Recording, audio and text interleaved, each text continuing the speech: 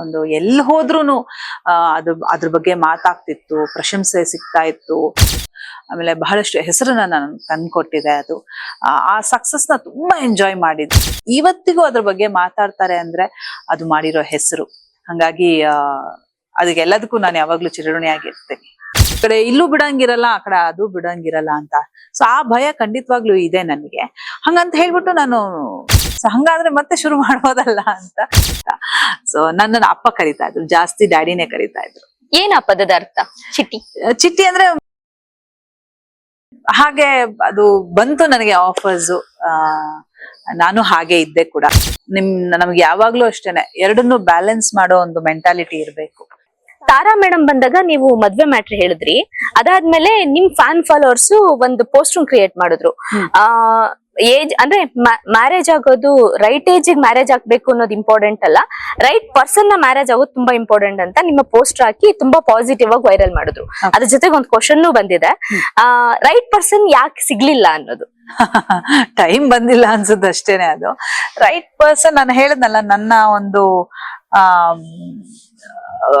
Requirement ಅನ್ನೋದಕ್ಕಿಂತಾನು life partner in my better half, in second half ಏನಿದೆ ಅದಕ್ಕೆಲ್ಲ ಒಬ್ಬ ಒಳ್ಳೆ ವ್ಯಕ್ತಿ ಇರ್ಬೇಕು, ಅಂಡರ್ಸ್ಟ್ಯಾಂಡಿಂಗ್ ಇರ್ಬೇಕು. ನನಗೆ ಸ್ಪೆಷಲಿ ನಾ ಹೇಳಿದೀನಿ ಆಲ್ರೆಡಿ, ನನಗೆ ನಮ್ಮ ಮನೆಗೆ ಅಳಿಯ ಅನ್ನೋದಕ್ಕಿಂತ ಮಗನಾಗಿರ್ಬೇಕು ಅಂತ, ಮಾರಲ್ ಸಪೋರ್ಟ್ ಇರ್ಬೇಕು ಅಂತ. ಸೊ ಬಹುಶಃ ಎಲ್ಲೋ ಒಂದ್ ಕಡೆ ಆಮೇಲೆ ನಂಗೆ ಸ್ವಲ್ಪ ಭಯ ಇದೆ ಮ್ಯಾರೇಜ್ ಬಗ್ಗೆ. ಯಾಕೆಂದ್ರೆ ನಾನು ನನ್ನ ಮನೆಗೆ ತುಂಬಾ ಅಟ್ಯಾಚ್ಡ್ ಇದ್ದೀನಿ. ನೀವೆಲ್ಲ ನೋಡೇ ಇರ್ತೀರಾ ಎಷ್ಟು ನಾವು ಕ್ಲೋಸ್ ಇದೀವಿ ಅಂದ್ಬಿಟ್ಟು. ಸೊ ಎಲ್ಲಿ ಆ ಬಾಂಡ್, ಆ ಒಬ್ಬ ವ್ಯಕ್ತಿಯಿಂದ ಎಲ್ಲ ಬಾಂಡ್ ಬಿರುಕು ಬೀಳತ್ತೋ ಅಥವಾ ದೂರ ಆಗ್ಬೇಕಾಗತ್ತೋ, ಹಂಗೆಲ್ಲ ಆಯ್ತು ಅಂದ್ರೆ ಮತ್ತೆ ನನಗೆ ಕಷ್ಟ ಆಗತ್ತೆ. ಈ ಕಡೆ ಇಲ್ಲೂ ಬಿಡಂಗಿರಲ್ಲ, ಆ ಕಡೆ ಅದು ಬಿಡಂಗಿರಲ್ಲ ಅಂತ. ಸೊ ಆ ಭಯ ಖಂಡಿತವಾಗ್ಲೂ ಇದೆ ನನಗೆ. ಹಂಗಂತ ಹೇಳ್ಬಿಟ್ಟು ನಾನು ಮದ್ವೆ ವಿರುದ್ಧನೂ ಮಾತಾಡೋದಿಲ್ಲ. ಎಲ್ರೂ ಹಾಗೆ ಇರೋದಿಲ್ಲ, ತುಂಬಾ ಚೆನ್ನಾಗಿ ನೋಡ್ಕೊಳ್ಳೋರು ಇದ್ದೇ ಇರ್ತಾರೆ. ಬಹುಶಃ ಅಂತವ್ನ ನಾನು ಮೀಟ್ ಮಾಡಿಲ್ಲ, ಅದಕ್ಕೋಸ್ಕರ ಅದು ಸೆಟ್ ಆಗಿಲ್ಲ ಅನ್ಸುತ್ತೆ. ಬಟ್ ಅಫ್ಕೋರ್ಸ್ ಬಿಗ್ ಬಾಸ್ ಮನೆಯಿಂದ ಬಂದ ತಕ್ಷಣ ಸುಮಾರು ಆ ವಿಷಯ ನಡೆದಿದೆ, ಮದ್ವೆ ಅಂತ. ಸೊ ಐ ಗೆಸ್ ಆದಷ್ಟು ಬೇಗ ನಿಮ್ಗೆ ಒಳ್ಳೆ ನ್ಯೂಸ್ ಕೊಡ್ತೀನಿ. ಪ್ರಪೋಸಲ್ಸ್ ಬರ್ತಿದ್ಯಾ ಬಿಗ್ ಬಾಸ್ ಆದ್ಮೇಲೆ? ಹಾ ಇದೆ ಒಂದಷ್ಟು. ಯಾರಿದ್ಯೋ ಇಲ್ವಾ, ನಮ್ಮ ಮಮ್ಮಿ ಮತ್ತೆ ಶುರು ಮಾಡಿದ್ರು. ಎಲ್ರು ಹೇಳ್ತಿದಾರೆ ಮತ್ತೆ ಯಾಕೆ ನೀನು ಇದು ಅದು ಅಂತ. ಆಮೇಲೆ ನಾನು ಹೇಳ್ಬಿಟ್ನಲ್ಲ, ನಾನೇನು ಮದ್ವೆಗೆ ವಿರುದ್ಧವಾಗಿಲ್ಲ ಎಲ್ಲ ಅಂತೆಲ್ಲ ಹೇಳಿ.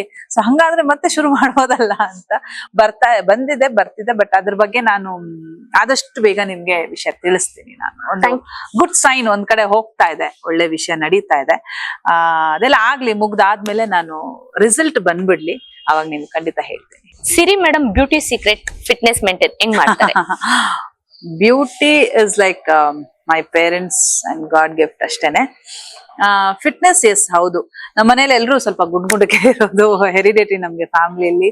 ಸೊ ಹಂಗಾಗಿ ನಾನು ಈ ವರ್ಕೌಟ್ ಡಯಟ್ ಅನ್ನೋದು ಸುಮಾರು ವರ್ಷಗಳಿಂದ ಮಾಡ್ತಾನೆ ಇದ್ದೀನಿ, ಮಾಡ್ಲೇಬೇಕು. ಆಕ್ಚುಲಿ ಬಿಗ್ ಬಾಸ್ ಥ್ಯಾಂಕ್ಸ್ ಹೇಳ್ಬೇಕು. ನಾನು 5-6 kg ಹಂಗೆ ಕಡಿಮೆ ಆಗ್ಬಿಟ್ಟಿದ್ದೀನಿ without workout and diet. So ಹಂಗಾಗಿ ಫಿಟ್ನೆಸ್ ಫ್ರೀಕ್ ಇದೀನಿ, ನಾನು ಮೇಂಟೈನ್ ಮಾಡ್ತೀನಿ. ಬ್ಯೂಟಿ ಅನ್ನೋದು ಐ ಡೋಂಟ್ ನೋ, ಖುಷಿ ಆಗ್ತಿದೆ ಆಕ್ಚುಲಿ ಆ ಮಾತು ಕೇಳಿ. So it's a god gift ಅಷ್ಟೇ. ಚಿಟ್ಟೆ ಅಂತ ಯಾಕೆ ಕರೆದಿದ್ದು ಮನೆಯಲ್ಲಿ? ಚಿಟ್ಟಿ ನಮ್ಮ ತಂದೆ ಕರೀತಾ ಇದ್ರು, ಚಿಟ್ಟಿ ಅಂತ ನನ್ನ ಕರೀತಾ ಇದ್ರು. ಅಕ್ಕನ ಬುಜ್ಜಿ ಅನ್ನೋರು, ನಮ್ಮ ಅಕ್ಕ ಅದನ್ನೇ ಬರ್ದು ಹೋಗಿದ್ದಾರೆ, ಚಿಟ್ಟಿ ಅಂತ ಬುಜ್ಜಿ ಅಂತ. ಸೊ ನನ್ನನ್ನು ಅಪ್ಪ ಕರೀತಾ ಇದ್ರು, ಜಾಸ್ತಿ ಡ್ಯಾಡಿನೇ ಕರೀತಾ ಇದ್ರು. ಏನ್ ಆ ಪದದ ಅರ್ಥ? ಚಿಟ್ಟಿ.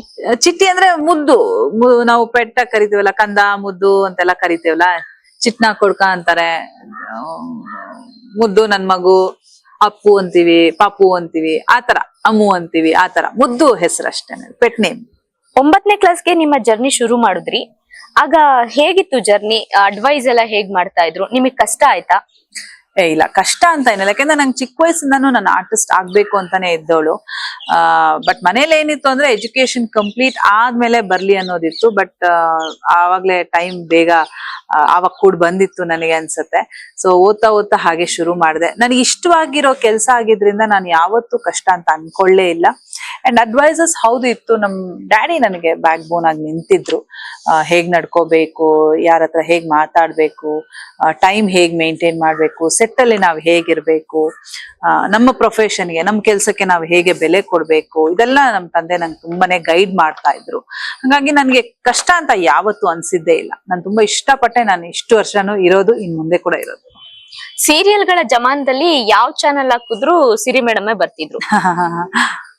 ಹೌದು, ಸುಮಾರು ಸೀರಿಯಲ್ ಮಾಡ್ತಿದ್ದೆ. ಆಕ್ಚುಲಿ ಒಂದ್ ಮನೆಗೆ ಶೂಟಿಂಗ್ ನಡೀತಾ ಇದ್ರೆ ಯಾವಾಗ್ಲೂ ಅನ್ನೋರು, ಸರಿ ಯಾವಾಗ ಟಿವಿ ಹಾಕಿದ್ರು ಬರ್ತಿರಲ್ಲ ಸಿರಿ ನೀವು ಅಂತ. But thanks to all my producers, directors, ಚಾನೆಲ್ಸ್ಗೆಲ್ಲ ಹೇಳ್ಬೇಕು. ಯಾಕೆಂದ್ರೆ ಮಧ್ಯಾಹ್ನ ಹಾಕಿದ್ರು ಬರ್ತಿದ್ದೆ, ಸಂಜೆ ಹಾಕಿದ್ರು ಬರ್ತಿದ್ದೆ, ಮತ್ ರಾತ್ರಿ ಹಾಕ್ತಿದ್ರು ಬರ್ತಿದ್ದೆ. ಬ್ಯುಸಿಯಾಗಿ ನನ್ ವರ್ಕ್ ನಡೀತಾ ಇತ್ತು. ಹಾಗೆ ಅದು ಬಂತು ನನಗೆ ಆಫರ್ಸ್. ನಾನು ಹಾಗೆ ಇದ್ದೆ ಕೂಡ, ಅಷ್ಟೇ ಪ್ರೊಫೆಷನಲ್ ಆಗಿರ್ತಾ ಇದ್ದೆ. ಅಂಡ್ ಎಲ್ಲದಕ್ಕಿಂತ ಮುಖ್ಯವಾಗಿ ಜನಕ್ಕೆ ನಾನು ಇಷ್ಟ ಆಗ್ತಿದ್ದೆ, ನನ್ನ ಅಭಿಮಾನಿಗಳಿಗೆ ನಾನು ಇಷ್ಟ ಆಗ್ತಾ ಇದ್ದೆ, ನನ್ನ ಕೆಲಸ ಇಷ್ಟ ಆಗ್ತಾ ಇತ್ತು. ಹಾಗಾಗಿ ಅಷ್ಟು ಸೀರಿಯಲ್ಸ್ ನಾನು ಮಾಡಕ್ ಸಾಧ್ಯ ಆಯ್ತು. ರಂಗೋಲಿ, ಬದುಕು, ಸಕ್ಸಸ್ ಕಂಡಂತ ಸೀರಿಯಲ್ಗಳು ಹೇಗಿತ್ತು ಆ ಸಕ್ಸಸ್ ದಿನಗಳು? ನಾನ್ ಹೇಗ್ ಗೊತ್ತಾ, ತೀರಾ ಸಕ್ಸಸ್ನು ತುಂಬಾ ತಲೆಗ್ ತಗೊಳೋದಿಲ್ಲ, ಹಾಗೆ ಫೇಲ್ಯೂರ್ನು ತಲೆಗ್ ತಗೊಳೋದಿಲ್ಲ. ನಮ್ಗೆ ಯಾವಾಗ್ಲೂ ಅಷ್ಟೇನೆ, ಎರಡನ್ನೂ ಬ್ಯಾಲೆನ್ಸ್ ಮಾಡೋ ಒಂದು ಮೆಂಟಾಲಿಟಿ ಇರ್ಬೇಕು. ಸಕ್ಸಸ್ ಬಂತು ಅಂದ ತಕ್ಷಣ ತಲೆಗ್ ತಗೊಂಡು ಮೆರೆಯೋದು ಅಲ್ಲ, ಹಂಗಂತ ಫೇಲ್ಯೂರ್ ಅಂತ ಹೇಳಿ ಡಿಪ್ರೆಷನ್ ಹೋಗೋದು ಅಲ್ಲ. ಎರಡನ್ನೂ ಬ್ಯಾಲೆನ್ಸ್ ಮಾಡ್ಬೇಕು. ಅಫ್ಕೋರ್ಸ್ ಆ ಖುಷಿ ಜಾಸ್ತಿ ಇರತ್ತೆ, ಬಟ್ ನಾವು ಕಂಟ್ರೋಲ್ಡ್ ಆಗೇ ಇರ್ಬೇಕು.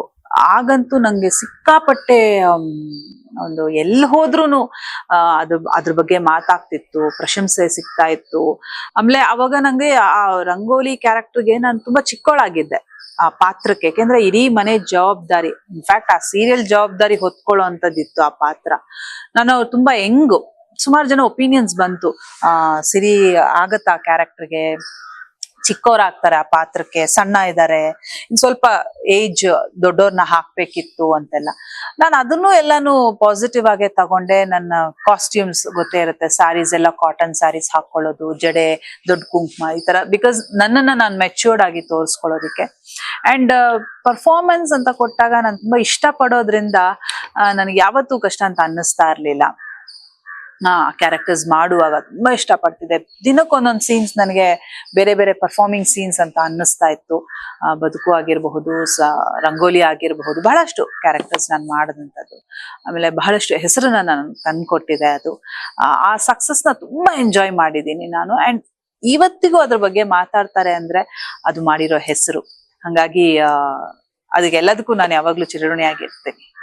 ಒಂದ್ ವೇಳೆ ತುಂಬಾ ಸಕ್ಸಸ್ ಕಂಡು ಸ್ವಲ್ಪ ಡಲ್ ಆದಾಗ ಆ ಜೀವನ ಆ ಬ್ಯಾಲೆನ್ಸ್ ನ ಹೇಗೆ ಸ್ವೀಕರಿಸಬೇಕು, ಅದನ್ನ ಹೇಗೆ ಬ್ಯಾಲೆನ್ಸ್ ಮಾಡ್ಬೇಕು? ನಾನು ಅದನ್ನೇ ಹೇಳಿದ್ದು ನಿಮ್ಗೆ, ಸಕ್ಸಸ್ ಸಿಕ್ತು ಅಂತ ಮೆರಿಬಾರ್ದು ಯಾವತ್ತೇ ಆಗ್ಲಿ. ಹಿಂಗೆ ನಾನು ನಂಬರ್ 1 ನಾನು ಅನ್ನೋದೆಲ್ಲ ನಮ್ ತಲೆಗ್ ತಗೊಳ್ಳೇಬಾರ್ದು. ಯಾಕೆ ಗೊತ್ತಾ, ಇವತ್ತು ನಾವ್ ಹಿಂಗಿರ್ತೀವಿ, ನಾಳೆ ಹೇಗ್ ಬರ್ತೀವಿ.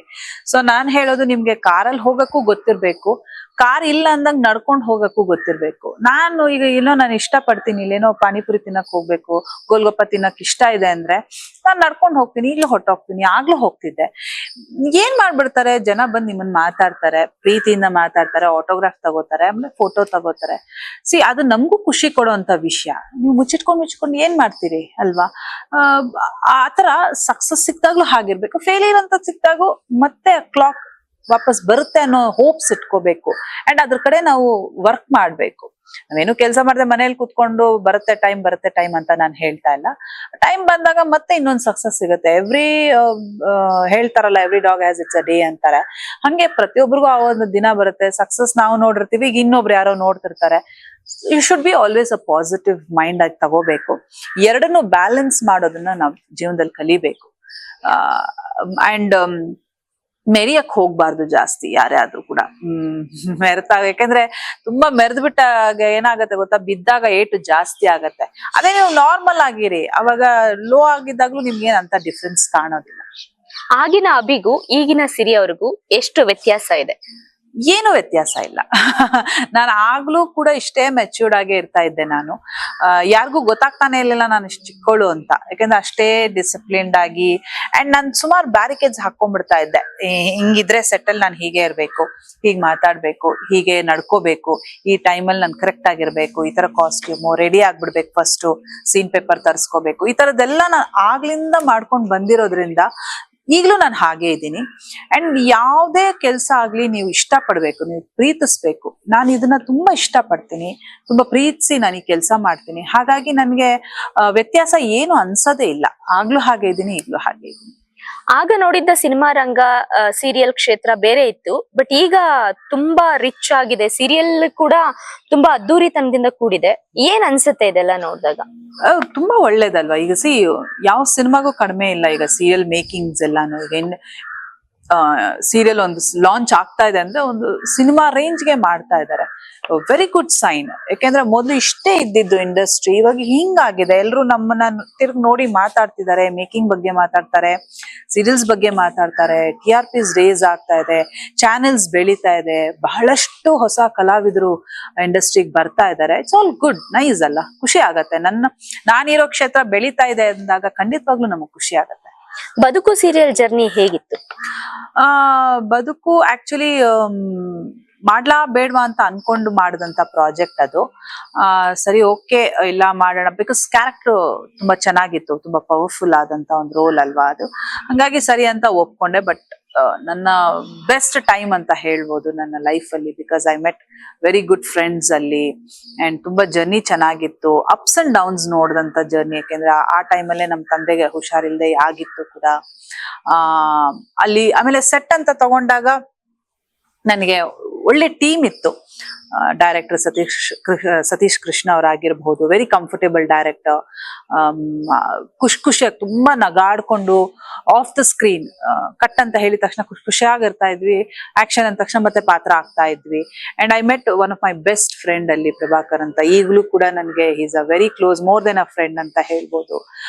ಸೊ ಈ ತರ ಫ್ರೆಂಡ್ಸ್ ಟೀಮ್ ಅಲ್ಲಿ ನಾನು ತುಂಬಾ ಚೆನ್ನಾಗಿ ಇದ್ದೆ. ಅಂಡ್ ಈಗಲೂ ಆ ಅನುಭವ ಅದನ್ನ ನೆನ್ಸ್ಕೊಂಡಾಗ ನಂಗೆ ತುಂಬಾ ಖುಷಿ ಆಗತ್ತೆ.